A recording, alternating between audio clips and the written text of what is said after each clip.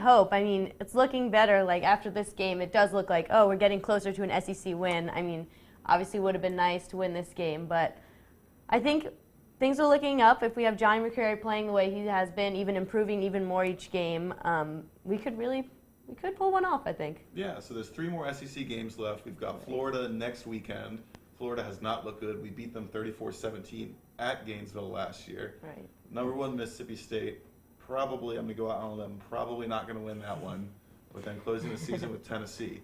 And boy, would we love to see a win against Tennessee there. That's what we're looking forward to. I think if any of the games we want to win, it's versus Tennessee.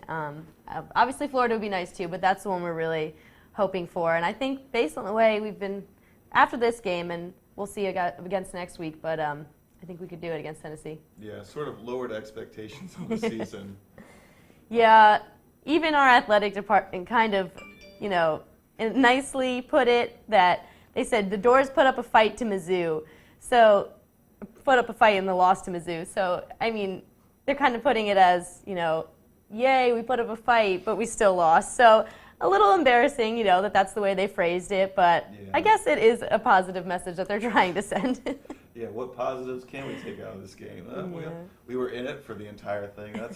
That's new compared to games against Georgia and other stuff. Right. But as you alluded to earlier, the quarterback situation is still not completely settled. Johnny McCrary did pass for 196 yards, which is actually the most that any single Vanderbilt quarterback has passed for in a single game. That's just not very good.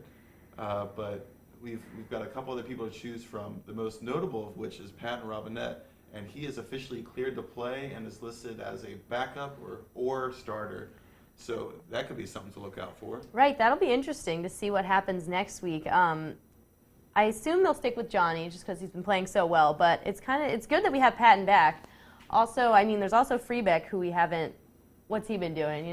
Where has he been? But glad to have Patton cleared. And either way, hopefully the quarterback is going to look good next week against that Old Dominion team. Yeah, Mason wouldn't say if he'd run a 2-quarterback system like he did at the beginning of the year, which was a couple series for this guy, a couple series for this guy. You play bad, you get pulled. But I hope we just find someone consistent, because it's frustrating to see these guys pulled back and forth. Definitely. I mean, I think the biggest thing right now, like you said, is just to have a consistent quarterback. It's going to make such a difference. I mean, if Johnny keeps this up, that'd be great. But good to have Patton back too. Yeah, so one team that does have a consistent quarterback is Old Dominion. Now their big star player is Taylor Heineke. He won the Walter Payton Award in 2012, and that's the FCS's version of FCS's version of the Heisman. Some past winners include Tony Romo, Brian Westbrook, Jimmy Garoppolo, who's now the backup for Tom Brady. Armani Edwards won twice for App State, former Panther great. And then the other Adrian Peterson, not the guy who beats children, the guy who's who was a backup a while for the Bears and Vikings, or just the Bears, not the Vikings. But so this guy, Taylor Heineke, he is currently among FBS quarterbacks, 9th all-time for total offense, 10th for passing yards, 7th for passing yards per game, and 8th for touchdown passes. He's a guy who doesn't have a really strong arm, isn't very mobile, but is very accurate and can get the ball to his tight ends and receivers when he needs to. So Vanderbilt doesn't have the most experienced secondary, so hopefully we're not facing a situation like when we played Temple and P.J. Walters just lit us up. Right. Yeah, Old Dominion is a very high-scoring team typically. But the good news is they don't have a very good defense, so like you said, if we have that consistent quarterback, whoever it may be, Johnny, if he plays well again, I think we have a chance, to also be the high-scoring team in this game. Yeah, they're giving up 40 points per game, which Vanderbilt hasn't gotten over, I think, 34 yet. But this is a real opportunity for them. They're 7-point favorites, which is kind of sad because usually, we'll get to back in my day in a little bit, but, it didn't used to be that these non-conference teams would be such a struggle. it's tough to hear that, when we're playing Old Dominion, we're only expected to win by 7. But hopefully we can prove them wrong. Once again, keep improving. But you're right, last year if we'd been playing a team like Old Dominion, it would have been a lot different. Yeah. A win's a win. So. Well, yeah, they'll need wins. I don't think Mason will get fired, but if he really gets blown out these last 4 weeks, that's a terrible look. Yes. But yeah, we only have a couple more home games left, so let's enjoy them while we can. Exactly. All right, so we'll send it now over to our segment on new baseballs used in college baseball. I'm Max Hers. I'm here at Hawkins Field catching up with the Vandy baseball team who just won a national championship. But if they want to repeat that title, they're going to have to do so with the new NCAA baseball. The ball is more tightly wound to encourage fly balls, home runs, and overall more offense, making life a bit harder on pitchers and maybe a bit easier on hitters. We've got the old ball and the new ball here. We're going to talk with 3 members of the Vandy baseball team about how it's affected them so far through the first couple of months of fall practices. I'm here with Vanderbilt junior outfielder Rhett Wiseman. Rhett, have you noticed a difference through fall practices so far with the new NCAA baseball about just trajectory, catching the ball in the outfield? Yeah, absolutely. I think that this new ball right here, with the lower seams, a lot more backspin. Backspin equals distance. It's a lot lighter, and it's a lot tighter. I think that because the core of the ball is so much tighter and the leather's wrapped so much tighter, it's a harder ball, and when you're playing with a harder ball, it's going to tend to go farther. Do you think the expected increase in power hitting is going to change the way you guys position yourselves in the outfield, at least depth-wise? Yeah, I think that's pretty good. I think that we're going to have to take a couple more steps back, but I think it's also our pitchers are going to throw a lot harder too, so we're going to take that into consideration as well. Back with John Kilichowski, left-handed pitcher for Vandy baseball. We're looking at the new NCAA baseball. Have you noticed that the break on your breaking pitches and the type of movement you've gotten has changed with the more tightly laced ball? Well, from you read all the science about it, that the bigger teams are going to slow it down a little bit and do more to break the pitch. But I've noticed not much so far. It's only been a little bit that we've been throwing curveballs, but I've noticed a lot with off the bat balls running off and velo-wise balls carrying. So I've seen more of that than necessarily curveball being affected. How is that going to affect your pitch selection and location? I'm still figuring that out. Knowing that fastballs are going to have a little more run on it, that'll be a slightly more dominant pitch. But then again, getting a little bit of the bat on it, whereas last year I might have killed the ball deep into the wall. Now that ball might run past the guy. So these inter squads are going to help me figure that out. The changeup is moving a little bit faster. That's something I did notice. So fastball, curveball might go up a little bit, and changeup could go down. I'm here with Xander Wheel.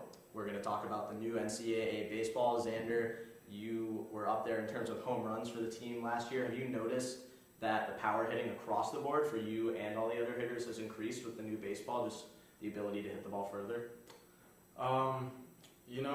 There's definitely a difference as far as the jump off the bat that the ball has and the carry, but that's to get that distance and carry, you still got to put a good swing on the ball. In terms of hitting the ball to different parts of the field, are guys going to be more inclined to pull the ball now with the potential for more power?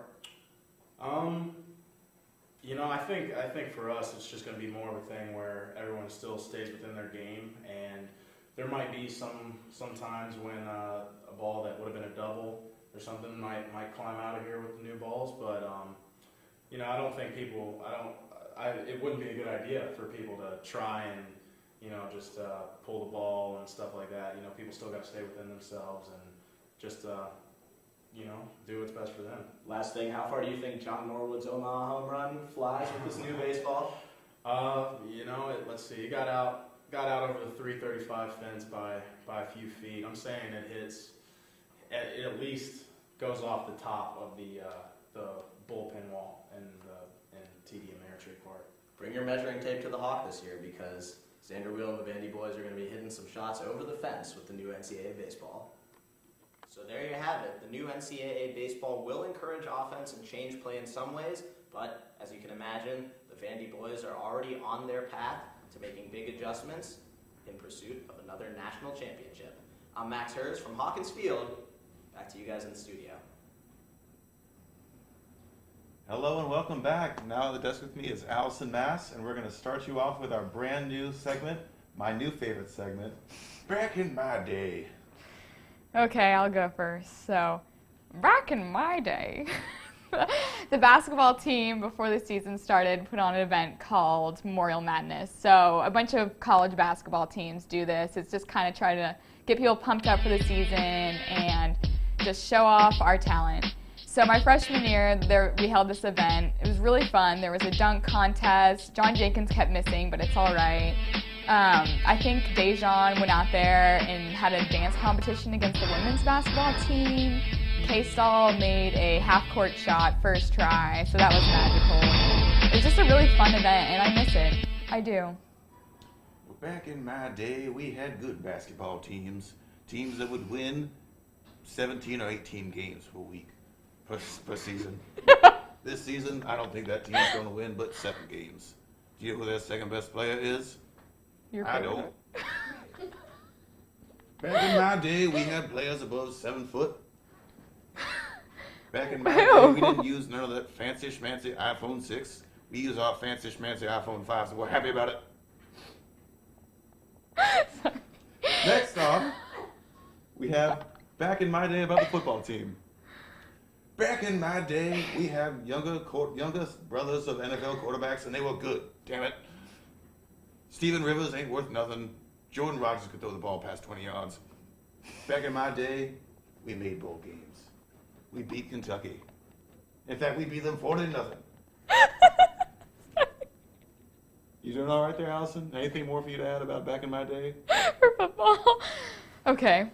Back in my day, the football team had a clear star. Squeal with the accent. You know, Jordan Matthews, people knew who he was, and he was on our promotional material. Just, yeah, this team, there isn't, I mean, Johnny could become the star, but to me right now, there isn't that guy who represents the program. All right, with our next back in my day, we're going to do only having one national championship. Because back in my day, when I went on a tour around campus, we didn't have no fancy schmancy men's national championship. I had to hang my head low and shave because our only national championship was in bowling, a sport where there were only 18 teams. Back in my day, I felt pain in all 3 sports when I went to the games. But now, I have to feel pride and feel pain when we lose. Baseball. Back in my day, I do. That was my day too, when there was only one national championship team. All right, for our next segment, we're going to bring up some good news actually out of Vanderbilt sports, out of Vanderbilt basketball for no less. We got the number 8 recruit in the nation out of women's basketball, Leah Carter. She's from right around Nashville, so that's a big addition to our basketball program. Moving on to a little bit of Vandy soccer. The soccer season came to a disappointing close. They tied South Carolina, putting them in that 10th spot, so that would mean a trip to the SEC tournament. But unfortunately, they lost their next game to Ole Miss, dropping them out of that top 10. So it was a strong season for them. They had some great wins and some standout players like Simone Charlie, but so now it's really sad because those seniors on the team are graduating without having ever gone to that SEC tournament. Yeah, well, luckily we've got a pretty strong freshman class that have really impressed this year. Yeah, including my girl Sharaka. Yeah, good stuff. And more good news from the women's golf team. They competed last week at the Rainbow Wahine Invitational in Honolulu, Hawaii, and just kind of blew away the competition. They won by 34 strokes. If you're not a golf person, that is a lot of strokes. And it was great, you know, right afterwards they were given leis to wear to just kind of represent their victory. Yeah, nice to see the team get laid. You know, Cindy Ha actually won the whole tournament at 6 under, so, you know, more good news around Commodore sports. Now, also, for those of you who don't follow the VU Commodore's YouTube channel, we got a nice video the other day about this channel, or this TV show's favorite basketball player. I'll let you check it out.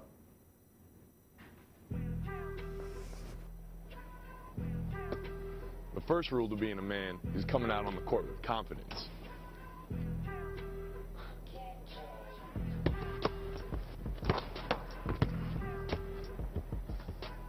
The next rule is to always dunk with authority.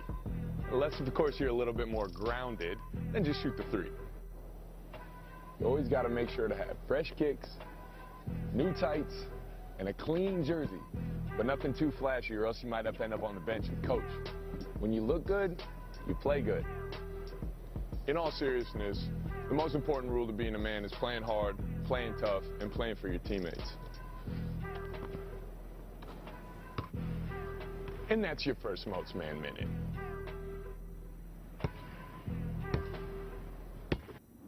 Now, you could call me crazy, but that video segment looked a little familiar to me.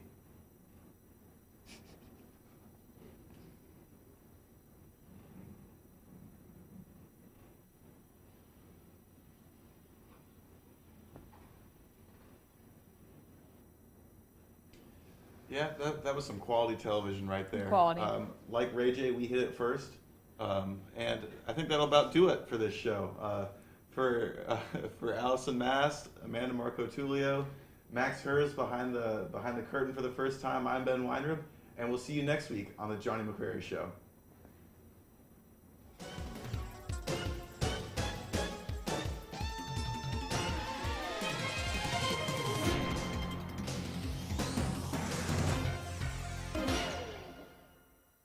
Wasn't on the rundown. Okay, so we're going to start this saying best Austyn Carta-Samuels tweet of the week. As a resident Californian here at VU Sports Wired, I would read it in Austyn Carta-Samuels' voice. So here we go, after the Mizzou game. Johnny McCrary, strongest kid I've ever met. Great player, special person. That's all.